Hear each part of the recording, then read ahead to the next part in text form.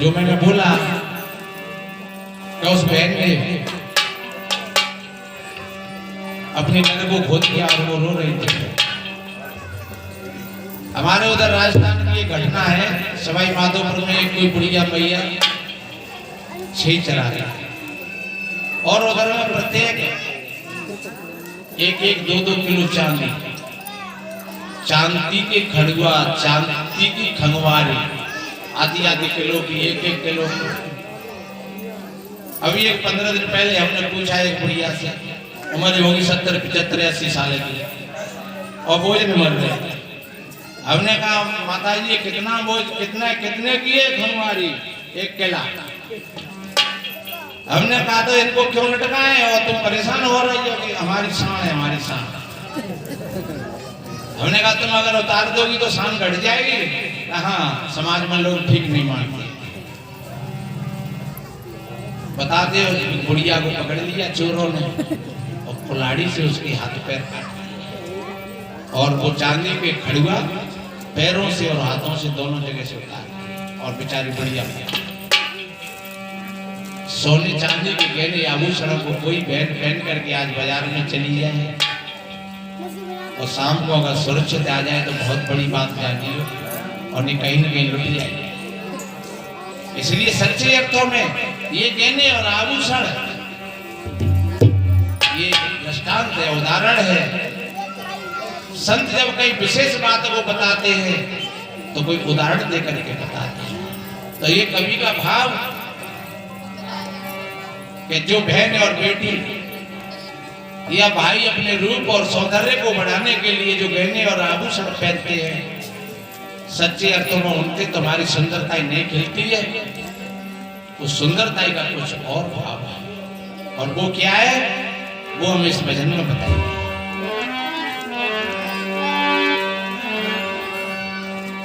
शाम को हमने निवेदन किया है कि 4 सदी का भाव लेकर के अब हम बहन कहकर के संबोधित करेंगे और संत चाहे भाई कहकर के कहें या बहन कहकर के कहें, लेकिन इन संतों का उपदेश सार्वभौमिक होता है, सबके लिए।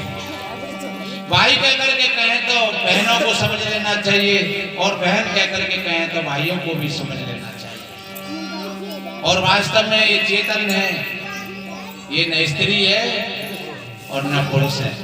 सदगुरु कहते हैं हंसन नारी पुरुष है, ये तो काल था। जब कोई आदमी या बहन बेटी, कोई गाय भैंस गधा घोड़ा मर जाता है तो लोग कहते हैं हंस निकल गया। कोई ये नहीं कहता है कि गधा निकल गई, कि गाय निकल गई, कि स्त्री निकल गई, कि पुरुष निकल गया, कि बूढ़ो निकलेगा, कि बच्चा निकलेगा, कि कालो निकलेगा, कि सफेद निकलेगा। क्या कहते हैं? हंस निकलेगा। तुम कौन हो? तुम हंस ही तो। कबीर साहब जी ने तो हंस कह करके संबोधित किया है। हमारे पहले जो महात्मा बोल रहे थे, कहे कबीर सुनो हो हंसा, वचन हमारो रही हो और पारक सो निज स्वयं रूप है तामे स्तर रही हो। सदगुरु कहते हैं हे हंस, तू अपनी गरिमा में ठहर जा, तू अपने आप को पहचान ले और जब अपने आप अपनी गरिमा में पहुंच जाएगा तो फिर सारी दुनिया की गरिमाएं फिर फीकी रह जाएगी। जब अपना आसन मिल गया, उस आसन को कोई छुड़ाने वाला नहीं है। कोई पंच बन गया, सरपंच बन गया, वार्ड पंच बन गया, मंत्री बन गया और भरोसा नहीं है 5 साल के बाद जनता उसको नीचे उतार देगी। लेकिन वो एक ऐसा मंच है, वो एक ऐसा पद है, अगर कोई व्यक्ति वहां पर पहुंच गया तो दुनिया का कोई उसे उठाने वाला नहीं है वहां से। इसलिए कवि ने कितना बढ़िया कहा,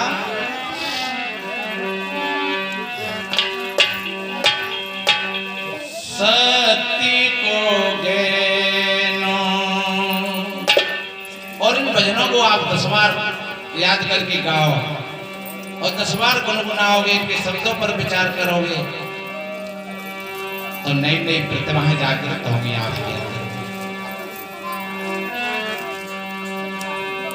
सती को गैनो बहनो मेरी बहनो,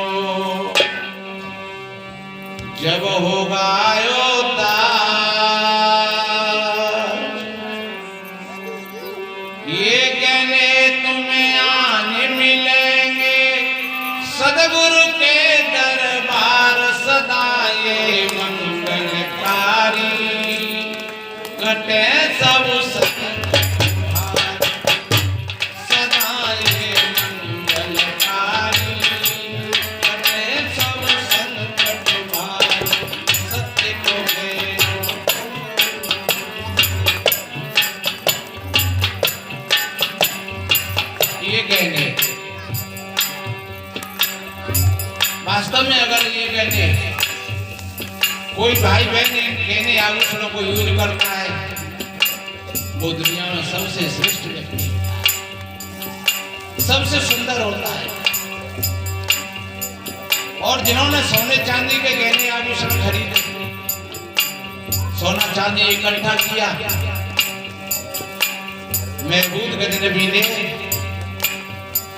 इस भारत को सत्यवान होगा। सोमनाथ के मंदिर को तोड़ करके हजारों में सोना चांदी ले गए, लेकिन बताते जब आखिरी में मरा तो रो रो कर मरा।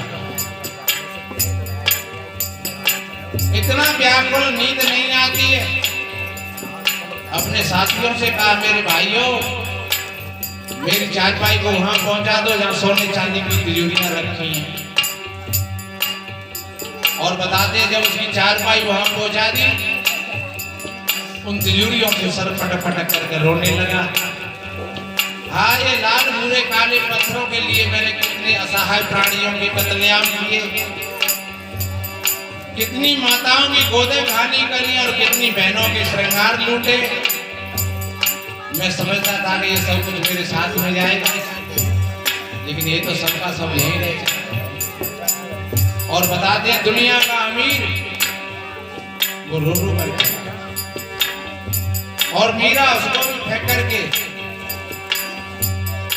और नाचते नाचते कहती है, पायो जी मैंने राम रतन धन पायो। और कहाँ पायो? वस्तु अमूल्य दई मेरे सतगुरु कर कृपा दर्शायो, पायो जी मैंने राम रतन धन। यही है राम रतन धन। ये कहाँ मिलता है?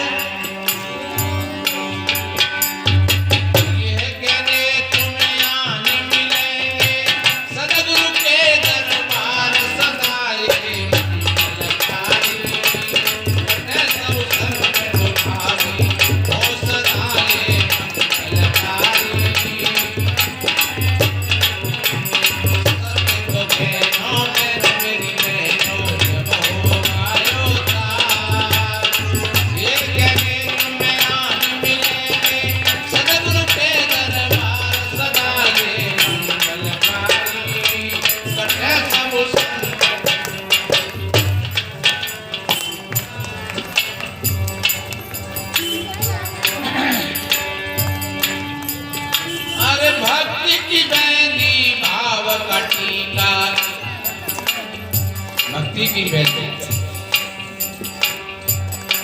कोई बहू और बेटा वो भक्त हैं,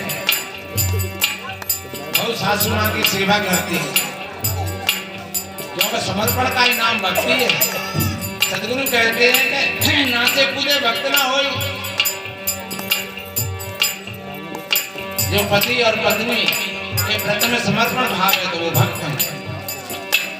जिस बहू और बेटा का अपने माता पिता अपने सास ससुर के प्रति समर्पण भाव है तो वो भक्त है। और भक्ति का पौधा कहाँ पर जमता है? भाव की भूमि पर। आप बाजार में चले जाओ, अगर भाव नहीं बना तो आप 10 रुपया की सब्जी भी लेकर ही नहीं जा पाओगे, क्योंकि भाव नहीं बना। भाव से ही बेटी बेटाओं के संबंध हो। तो भाव एक जोड़ है, एक कड़ी है। और सज्जनों, जहाँ भाव फीके पड़ जाते हैं, भाव बिगड़ जाते हैं, फिर चाहे भाई भाई हो, चाहे देवरानी जेठानी हो, चाहे गुरु और शिष्य, भाव घटे मृत का दशा। भाव फट गया तो वह मृत का दशा होगा। इसलिए सदगुरु कितनी बढ़िया बात कहते हैं,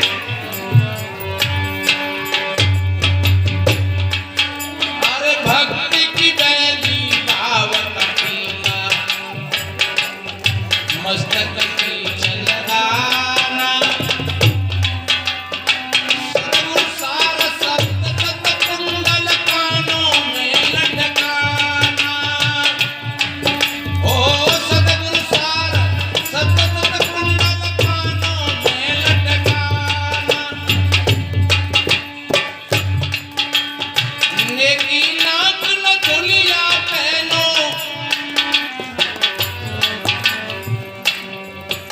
कानों की शोभा सोने के कुंडलों से नहीं होती है। ये आंखों की शोभा सुरमा लगाने से नहीं होती है। आंख तो वही सुंदर है जो संत गुरुओं के दर्शन करते, कान वही सुंदर है जो संतों की कथा सत्संग को बढ़िया ध्यान से सुनते, और नाक वही सुंदर है जो जीवन में नेकी करते। सदगुरु कबीर कहते हैं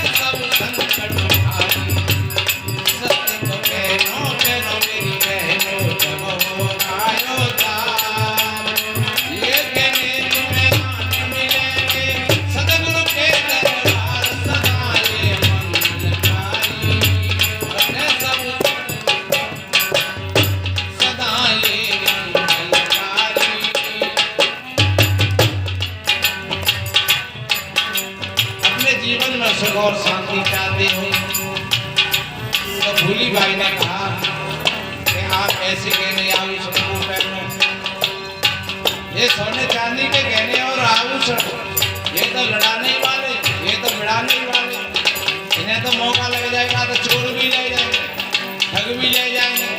लेकिन ये गहने आभूषण है जो मीरा और मंदाल शाह ने पहने थे हजारों वर्ष पहले, और आज भी और आगे भी है।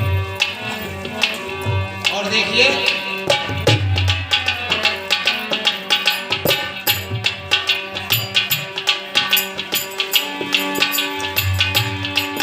अरे शीला हमें शांति की रसनी सुमति जनी रचनाना,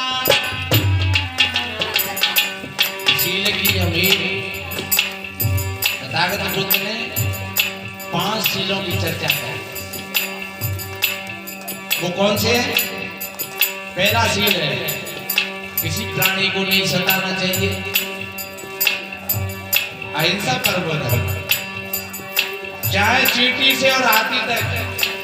और आप किसी प्राणी को अगर नहीं सताओगे तो कोई प्राणी आप पर भी आक्रमण नहीं करेगा, चाहे कुत्ता बिल्ली बंदर सांप बिच्छू से। तो पहला शील है अहिंसा धर्म का पालन करना, और दूसरा कभी झूठ नहीं बोलना चाहिए, और तीसरा कभी व्यभिचार नहीं करना चाहिए, और चौथा कभी चोरी नहीं करना चाहिए, और पांचवा किसी प्रकार का नशा नहीं करना चाहिए, चाहे बीड़ी सिगरेट तंबाकू गुटखा मोर शराब कच्ची पक्की। आपने इन 5 शीलों का पालन किया, तथागत बुद्ध कहते हैं कि वो मेरे अष्टांगिक मार्ग को प्राप्त हो जाएगा, वो मेरे धर्म को प्राप्त हो जाएगा। सज्जनों फर्क कुछ नहीं है, मात्र शब्दों की बात है समझने की। इसलिए अरे शीला हमें शांति की रसनी सुमति जनी रचनाना, हिंसा धर्म त्याग अहिंसा धर्म पहाड़ बनाना। ओ हिंसा धर्म त्याग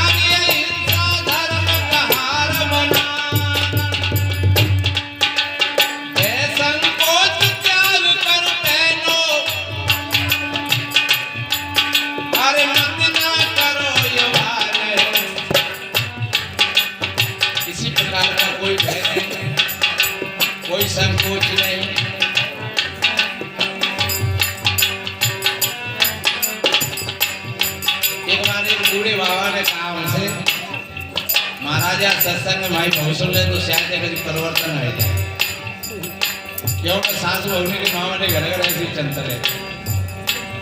एक आधे कोई सास ऐसी होगी जो कहे कि मेरी बहू बहुत सुंदर विचार वाली, और एक आध बहू ऐसी कोई होगी जो कहे कि मेरी सासू माँ मेरी माँ से भी मुझे ज्यादा अधिक प्यार।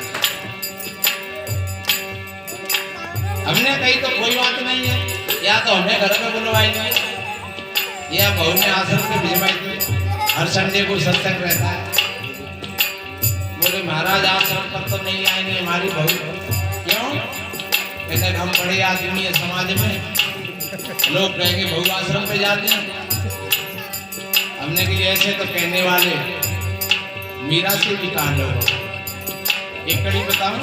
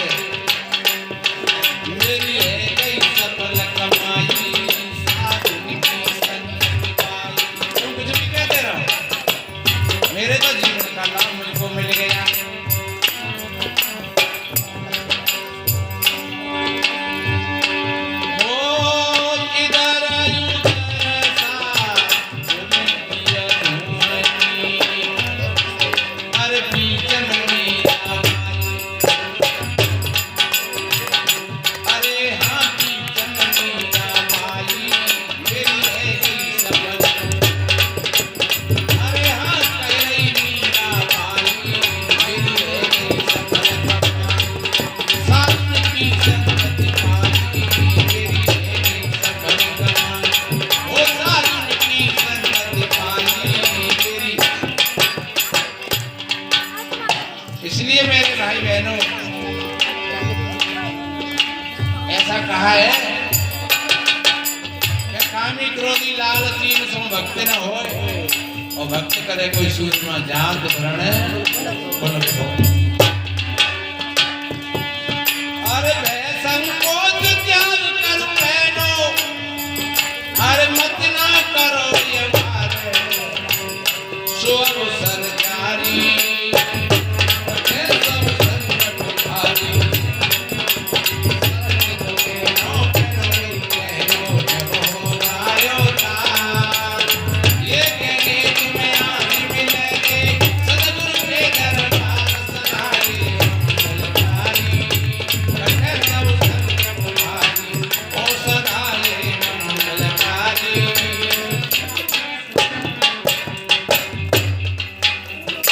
और तीसरी पंक्ति में कवि ने कितना बढ़िया कहा,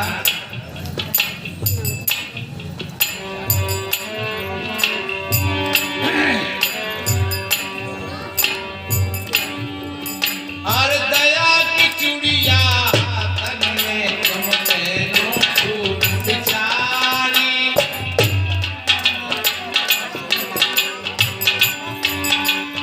दान के घड़ुआ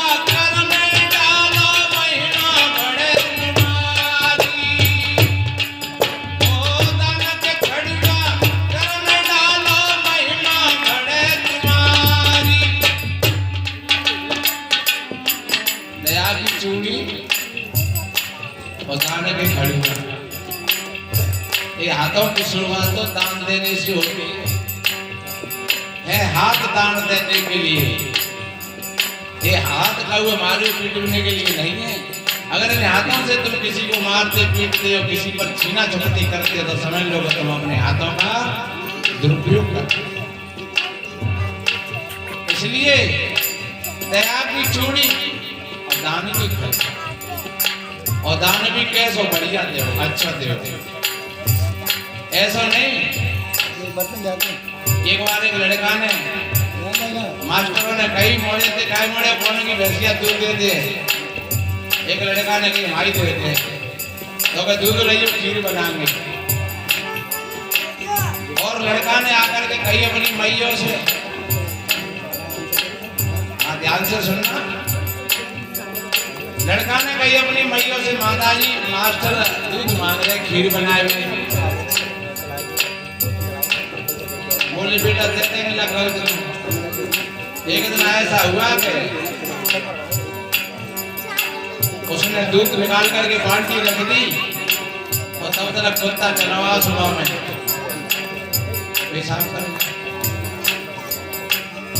लुकड़िया ने कही आज तो रह गई, पर चलो ठीक है आज तला दे, चुका दी मास्टर ने किया, ले जाइए और हमारा दूध ले जाइए। दूध ले बढ़िया खीर बनाई मास्टर ने कही का लाला एक दिन और खीर खिलवाई। अगर मम्मी पूछ के बताएंगे। फिर शाम को कोई माता जी एक दिन की और कह रही थी अपन दूध के पागल हो, रोज रोज दूध नहीं दिया जाता। तो आज भी तो दिया, हाँ आज दिया, तो मेरे कुत्ता चाटे को हमें से तो खराब हो गया, इसलिए दे दिया। और फिर कभी ऐसा हो जाएगा। और लड़काओं का भाव बड़ा सुंदर, बड़ा सरल। सवेरे लड़का गए स्कूल में और मास्टर ने पूछा कहे बेटा कब दूध आएगा, कि फिर कुत्ता बिगड़ जाओ तो फिर मम्मी ने कह देंगे तेरा भला। इसलिए खिलाओ किसी को तो बढ़िया खिलाओ, अच्छा खिलाओ। जो दान दो तो बढ़िया दो, अच्छा दो। जिस भोजन को तुम खा सकते हो उसको दूसरे को खिलाओ। जिस कपड़ा को तुम पहन सकते हो दूसरे को दो। जैसा व्यवहार तुम्हारे साथ में कोई करता है, तुमको अच्छा लगता है, वही व्यवहार आप दूसरों के साथ में करें। मंगल।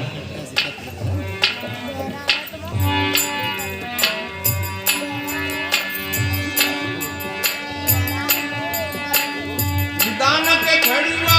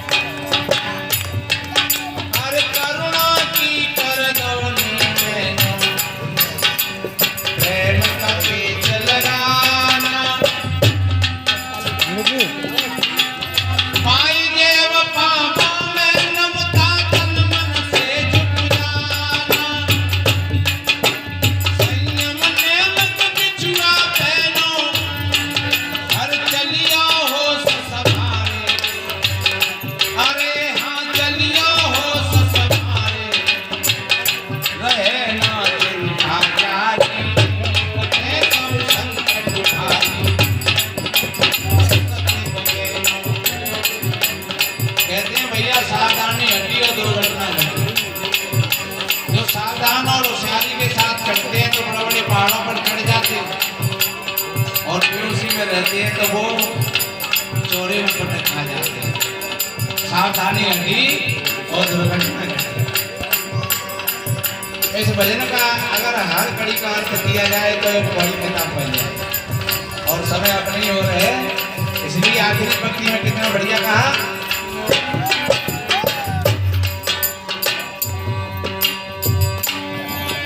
अरे कहने ना हो माने तुम कहनो खूब विचारी, चोरन लूटे कभी न टूटे नितने रहत सदारी। ओ चोरन लूटे कभी न टूटे नितने रहत सदारी। अमृत है गुरुदेव शरण में मेरी विनती बारंबार, न करो उधारी कटे सो संकट भारी। सत्य को कहना तेरी तुम सत के करियो संसार, पड़ेगी शोभा तेरी तुम सत के करो संसार, वो बढ़ेगी शोभा।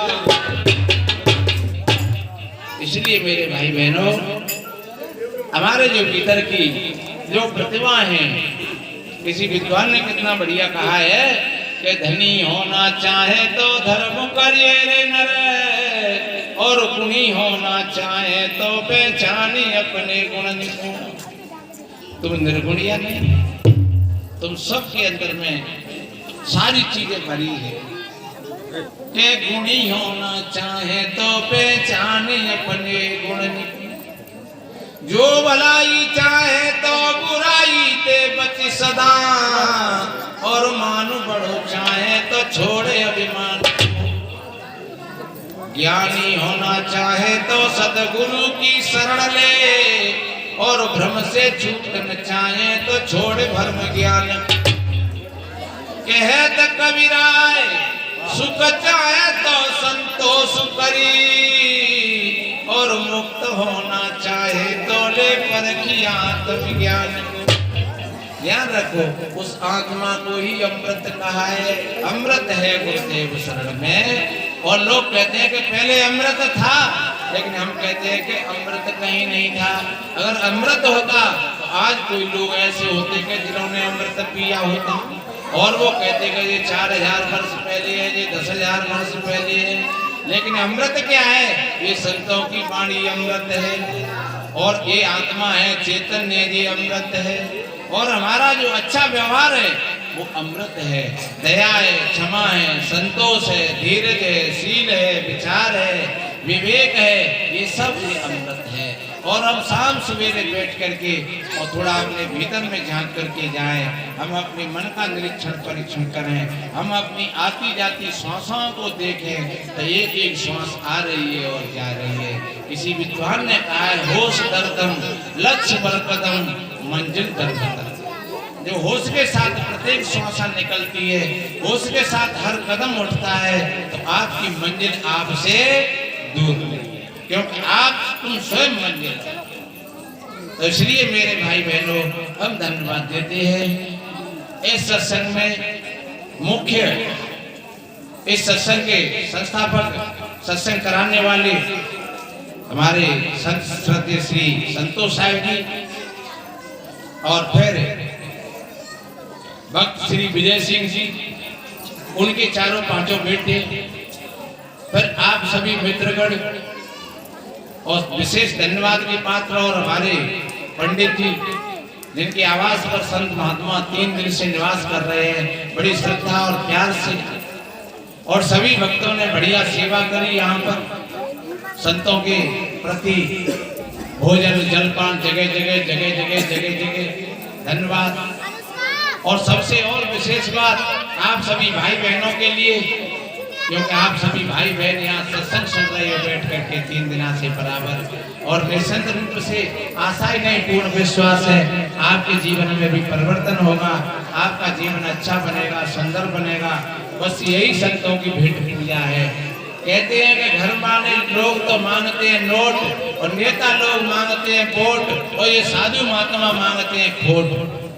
यहाँ अपने दोस्त बुराइयों को जरूर, गलत इच्छाओं को गलत विकारों को यहाँ जरूर छोड़ करके जाना। इस पावन प्रांगण में आज का सत्संग तुम्हें याद रहेगा कि हम वहाँ सत्संग में गए थे और संतों के सानिध्य में हम अपने मन में संकल्प लेकर के आए थे कि आज से हम कोई गलत काम ऐसा नहीं करेंगे, आज से हम बीड़ी सिगरेट नहीं पिएंगे या शराब नहीं पिएंगे, आज से हम अंडा मांस नहीं खाएंगे पिएंगे, आज से हम गाली नहीं देंगे, झूठ नहीं बोलेंगे, किसी की चोरी नहीं करेंगे, समस्त प्राणियों में सुख बांटेंगे और सुख बांटेंगे तो चारों तरफ आपके सुख ही सागर बढ़ाते रहेंगे, आपका जीवन सुख और शांति में बनेगा।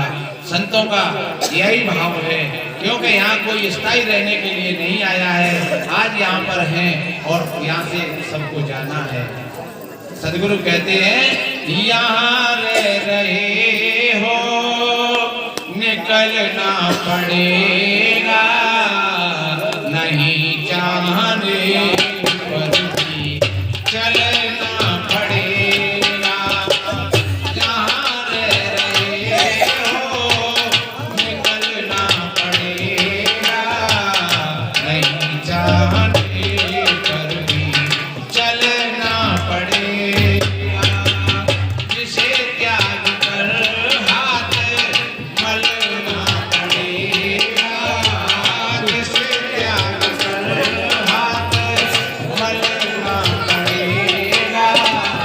यहाँ मन पसाना मामूलता है, सभी संत गुरु जन को समझा रहे, चर्चा बुलाना मामूलता है। बड़े भाग से ऐसा अवसर मिला है, बड़े भाग से ऐसा अवसर मिला है। निरर्थक बिताना मामूलता है, निरर्थक बिताना मामूलता है, निरर्थक बिताना मामूलता है।